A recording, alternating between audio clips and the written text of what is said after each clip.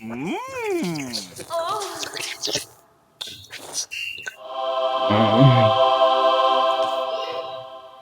J'aimerais bien faire l'amour avec de la glace ou du yaourt.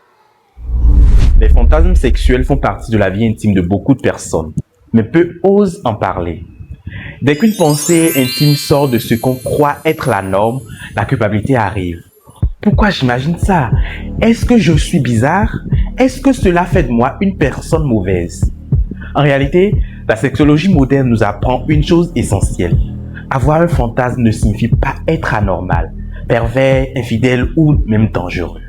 Un fantasme est d'abord une production de l'imaginaire, pas forcément un projet à réaliser.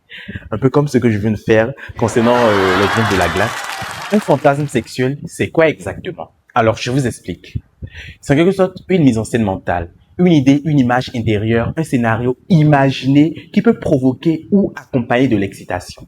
Cela peut être simple. Imaginez un moment plus romantique avec son ou sa partenaire. Pensez à une situation de séduction plus intense. S'imaginer dans un contexte inhabituel ou même imaginer quelque chose que l'on ne voudrait pas faire forcément. Je vous donne un exemple. Une femme mariée qui aime profondément son mari et pourtant imaginer parfois une scène de séduction avec un inconnu. Cela ne veut pas dire qu'elle veut tromper son mari. Cela peut simplement traduire un besoin de nouveauté, une recherche d'intensité ou le plaisir mental d'être désiré. Ou carrément un homme qui fantasme faire l'amour devant deux femmes qui s'embrassent, alors que dans la vraie vie, il est très réservé, responsable et attaché à ses valeurs.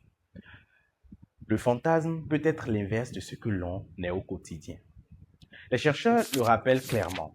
Le contenu d'un fantasme ne correspond pas automatiquement à une intention réelle. Une revue temporelle de la recherche souligne justement que ce que les gens fantasment n'est pas forcément ce qu'ils veulent faire ou ce qu'ils font réellement. Une grande étude menée auprès de 1516 adultes a montré que très peu de fantasmes sont statistiquement rares. Les auteurs concluent qu'il faut être prudent avant de qualifier un fantasme d'anormal ou de déviant. Beaucoup de personnes pensent, je suis le seul à avoir ce genre d'idée. Si j'en parle, on va me juger. Les gens normaux ne pensent pas comme ça. Or, la recherche montre l'inverse. Faut-il toujours parler de ces fantasmes en couple?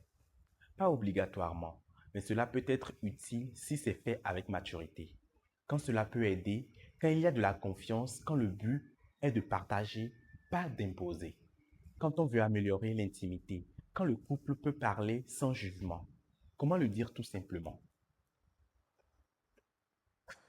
Écoute chérie, j'aimerais te parler de mon imaginaire intime. Ce n'est pas forcément quelque chose que je veux faire, mais j'aimerais qu'on en parle sans pression, s'il te plaît. Voilà, tout simplement. En tant que sexologue, je dirais ceci de façon très claire. Avoir un fantasme ne fait pas de vous une mauvaise personne. Votre imaginaire ne définit pas toute votre identité. Un fantasme n'est pas une preuve d'infidélité ni de déviation automatique. Ce qui compte, c'est la manière dont vous gérez vos pensées, vos limites, vos valeurs et le respect d'autrui. Le vrai danger n'est pas le fantasme. Souvent, le vrai danger, c'est la honte excessive, le silence, la désinformation et la confusion entre pensée et acte. Abonnez-vous. Merci.